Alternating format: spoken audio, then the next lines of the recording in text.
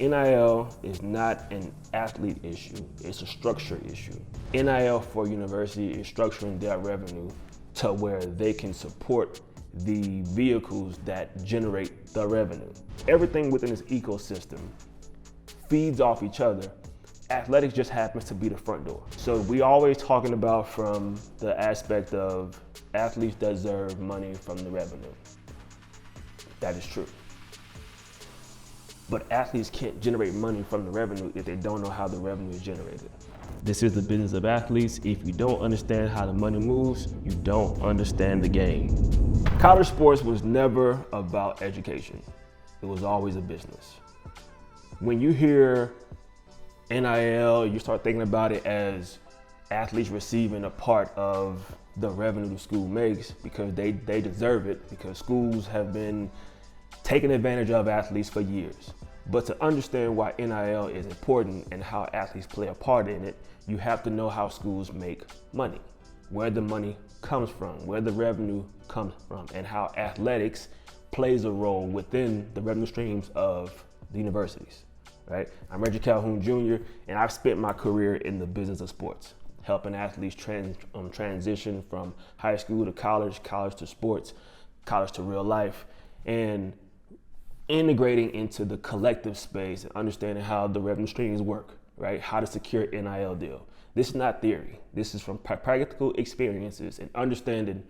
In order to operate within an NIL ecosystem, you have to know where all the money begins and how it flows. Universities are not schools. They are multi-billion-dollar businesses operating within the educational sector, right? So what does that mean? A university makes money from multiple ways, and athletics just happens to be a part of that.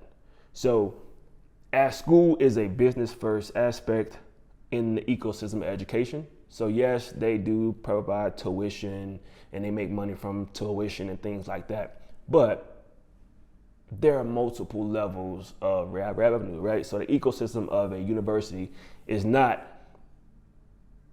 tuition based only. Here's how the schools make money. Tuition is one revenue stream. It's not the biggest, because there's scholarships, there's grants, there are people go to school for free, right? So to understand that tuition is one factor within the university, you have to know there has to be more for them to have these multi-billion-dollar buildings and all this land, right? So let's start with one, research grants. This is what universities make money from federal subsidized grants or private sector grants to conduct research, right? A lot of schools are research based. A lot of schools are out there looking for ways to bring in new ideas that move economies, right? So schools make revenue from research grants. Schools also, and you may not have known this, they make money in real estate. They own prime land. Like a lot of these schools are part of development projects where they lease out the land, they sell the land, or they're receiving income from the developments that they've created over the years, right? Now, the other part that everybody talks about a lot is the TV and the media deals. Major schools and major conferences make money from TV deals from their popular sports, football, basketball, baseball, right? And those things, those TV deals and media deals bring in millions of dollars per year, which then allows schools to bring in corporate sponsors. This is another revenue stream. So corporate sponsors either want to partner with the university from an educational side or an athletic side, right? Which allows them to generate revenue from sponsors, from corporations that want to get involved with the universities. Then you have your donors and your alum. You graduate from a school, you love your school, you love the pride and the tradition. You want to give back, you donate. This generates millions of dollars. So you have donors and alum who are sometimes pretty successful, who generate a plethora of funds and they want to give back for either write-offs or investments or see their teams win. Then you have the front door, the front-facing aspect of a school. That's athletics, right? So it's not just ticket sales, it's not just merchandise sales. These are a successful athletics team or teams that win games bring in the eyeballs and increase enrollment, which feeds the tuitions, which feeds the deals. So everything within this ecosystem feeds off each other. Athletics just happens to be the front door. So this is why having athletics as a part of your revenue stream plays a major factor in now what is being changed and elevated is NIL, right? So athletics is not just about sports, right? This is a revenue stream for the university. It's simple. When football and basketball teams win, applications increase, donors get more engaged, sponsorship deals grow. It's a cycle. It flows, right? Then schools leverage sports to secure the bigger TV deals. So whether they're leveraging sports to bring in a new coach, bring in new players, join new conferences, schedule new games, select dates, all these things play a factor. And that's why universities start to get more facilities, more uniforms, partner with different companies for their merch, because all of this feeds into how athletics generate income. And athletes are part of this system. So we always talking about from the aspect of athletes deserve money from the revenue. That is true. But athletes can't generate money from the revenue if they don't know how the revenue is generated. So where does NIL fit into this whole thing, right? So universities make money from multiple levers, right? And you'll see that some universities really don't rely on sports. They'll cut sports and things like that. But for the universities that rely heavily on the athletics and as a revenue stream, how does an athlete or NIL fit within that? NIL changed how schools now view the revenue stream of athletics, right? Athletes now get a piece. Things have changed. But what didn't change is universities didn't lose their power. Universities didn't lose revenue streams. Universities didn't, wake up and say, we're never going to be able to pay athletes. They make too much money from different buckets to believe that NIL just depleted all of their opportunities to make money. They've partnered with collectives to control the NIL, right? They've built NIL departments in-house.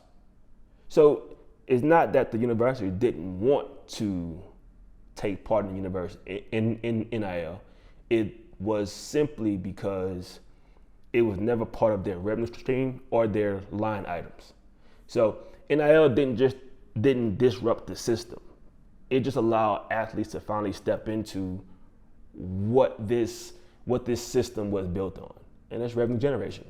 So in the future, we have to look at NIL as not a sponsorship deal. It's not brand deals. It's not getting on commercials. That's a factor of it. That's individual NIL. But for the universities, NIL for university is structuring their revenue to where they can support the vehicles that generate the revenue. Athletes make money, feeds athletics, athletics makes money, which feeds the universities. Now, we're just going back down and reciprocating and sharing the revenue with the vehicles who drive the revenue, right? So universities aren't losing money. They're structuring money, right? And athletes who don't see NIL as part of a bigger picture, as part of a financial system, and they're only looking at it from the standpoint of, I gotta get a NIL deal, they're gonna miss out on the actual long-term value of what NIL within the college and university system actually means. Understand this, like NIL is not an athlete issue, it's a structure issue. Understanding how the money is made within the university, you understand how the athletes fit in that, right? The schools that figure this out will dominate college for years to come. It's the same way as the schools who figured out about TV deals. It's the same way that the schools who figured out about the corporate sponsorships. It's the same way the schools figured out about how to structure their donor line. This is another revenue line for the schools to structure. Athletes have to understand where the money comes from, how it's being made, and how it's delivered in order to take part in the NIL, because it's not just a paycheck. It's not just free money. NIL is not just about deals. It is a true sub-economy within the sports and the business system. People often talk about NIL in the aspect of athletes only getting paid, but we're not discussing how the athlete moves and the economic impact and the flow of when an athlete receives their money and how it impacts the industry, the economy around them. Let's break this down real quick. When athletes get paid, the money goes to them. We already get that. Then the athlete spends the money or they invest the money. This is when the economy or the ecosystem around an athlete starts to feel the impact of their NIL and their revenue generation, right? Local businesses grow. So an athlete receives their NIL, they go to local businesses, they shop. Them shopping and spending the money there creates an opportunity for that local business to grow and create jobs. So if we're looking at NIL from the standpoint of athletes just receiving deals and not looking at it from the standpoint of how they spend the money and invest the money, which allows the local economy to create jobs and opportunities to grow, we're missing the overall benefits of what NIL actually is. The athletes don't just benefit, those around them actually benefit. So the athlete receives the revenue, the athlete spends the revenue, local businesses increase their sales, have an opportunity to hire more people. Then brands. So brands then want to spend money with athletes because of their NIL. Now brands are spending more money, which means there's more revenue in being inserted into communities. More revenue is being, deployed through the athlete, right?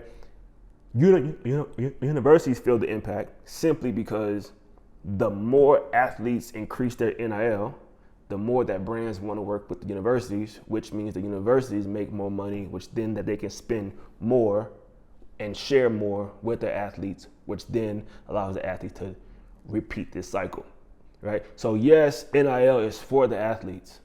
It's sharing money with the athletes. It's a revenue, a distribution of revenue. But the impact doesn't stop once the athlete receives money. They then increase their economic impacts. This is what I was talking about. So there's a ripple effect when the athlete receives money. So a local business, when athletes get paid, they spend money locally. When athletes spend money locally, the businesses grow. When the businesses grow, they create more jobs. Creating more jobs impacts the community. NIL is a community economic impact vehicle from what most would say they're only getting paid to play sports. It's not a pay for play. This is truly increasing the economic impact in a local area from an athlete who's playing sports. Brands then invest. So companies that invest in the NIL see returns. Engagement in sales, engagement in conversions, brand awareness. This allows the brands to increase their revenue generation, their top line, their bottom line, which then allows them to spend more. They spend more, they create more jobs. So the athlete receives a brand deal, then the athlete generates engagement, increases sales, increases awareness, which allows that company to spend more, which allows this athlete to spend more within the community as well. University, they get the benefit from this ripple effect because the more success that an athlete has in a structured system financially, it increases the recruitment. The recruiting allows you to get top athletes, which allows you to play prominent games, which allows you to win prominent games, which puts you on TV, which gets you more deals, right? Which means the more times you're on TV, the more brands want to come work with you in sponsorships, which allows you to then pay your athletes more, which then feeds the economy as well. And because you're bringing in top athletes, donors and fundraising efforts become a lot easier, simply because your donors and your alum are trying to support what you're building. So if we're looking at NIL from the standpoint of athletes just getting paid, we're missing the whole roadmap and the truest of its economic impact. Which is why I believe schools should stop resisting NIL. Right? Schools treat NIL like it's a cost. They treat NIL as if they have to pay. Right? It's not a pay, it's a reciprocation. Athletes do this, they bring this, you pay or you share this. It's not a cost. And it's not a compliance issue. This is a business deal. Schools have to look at NIL as a true business to business deal. It's not we have to pay these athletes because they're not employees. They are businesses operating within your system. So if we're looking at it not just about following the NCAA rules or the legalities from the federal side or the state side, and we're looking at it solely, holistically, an athlete is a business, NIL is a business system. These are the people who feed it. This is how we share our revenue with these athletes. You're going to put yourself in a better situation when it comes to NIL and rev share. Athletes want to go to the programs that don't use NIL as a recruiting tool, but as a structured system. You don't want to lure them in from money because you're not inducing them to come to your school financially. You are structuring a revenue system where, hey, this is how we want to work with you as a business to business. NIL is way bigger than compensation. And what do I mean by that? Universities need to embrace the fact that we're not just paying athletes. Athletes aren't just getting paid. We're doing business to business and structuring real life business deals. The athlete shows up, it generates awareness to your business, because universities are businesses. So athletes generate awareness to universities, that system, which allows them to bring in more sponsorships, which allows them to generate more revenue. The catalyst is the athletes. The university reap the benefits, the athletes get a share. It's not a cost. They generate the revenue, we share. If they don't generate revenue, you don't have anything to share. So this is a business thing. So this is not about athletes becoming an expense. How do you structure the athlete and the NIL revenue share from a standpoint or from a lens of the generation, not an expense? Universities, collectives, agencies, whoever it is, you have to understand NIL as a financial system, not an expense. Those who get that will dominate this whole revenue share NIL space for the next decade. If you look at NIL as a financial system, as a revenue stream, as a lever that you can pull to increase your revenue, increase your sponsorships, increase your donors, increase your fundraising, NIL to you becomes a value add and not a burden. Like, comment, and subscribe. This is the business of athletes. If you don't understand how the money moves, you don't understand the game.